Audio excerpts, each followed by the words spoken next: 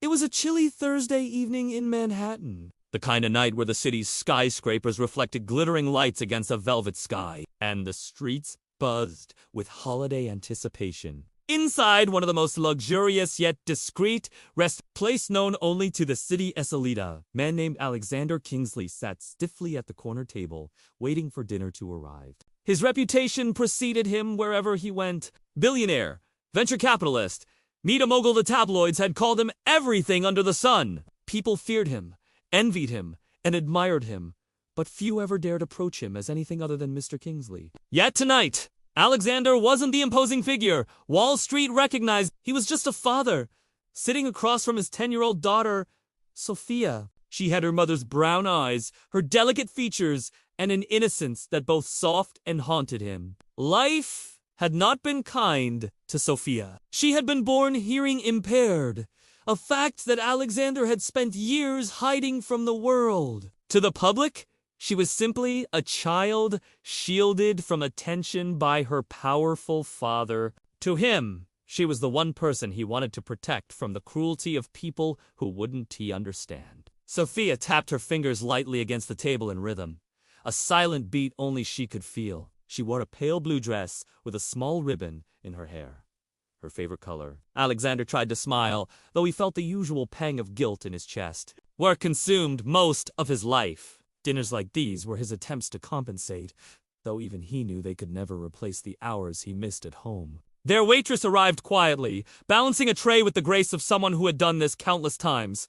She wasn't dressed like the others, though, while the rest of the staff wore black ties and polished shoes. She wore a simple uniform and sneakers that squeaked faintly as she moved.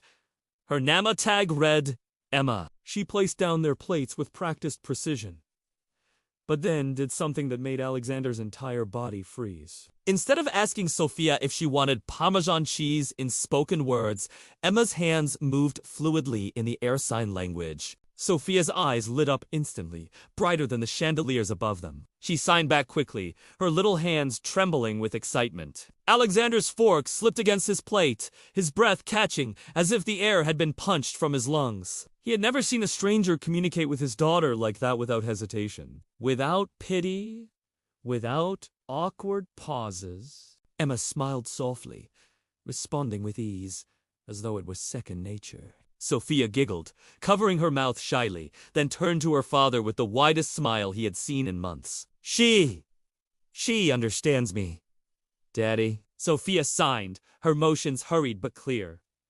Alexander, still stunned, leaned forward. You know sign language? He asked Emma, his voice rougher than intended. Emma nodded, her expression calm.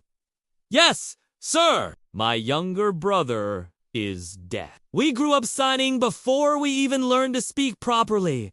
It's just part of who I am. For the first time in years, Alexander was at a loss for words. Billion-dollar deals, hostile takeovers, board meetings, he could handle all of them without breaking a sweat. But watching his daughter glow as she held a conversation without him translating, without barriers, shattered something inside him.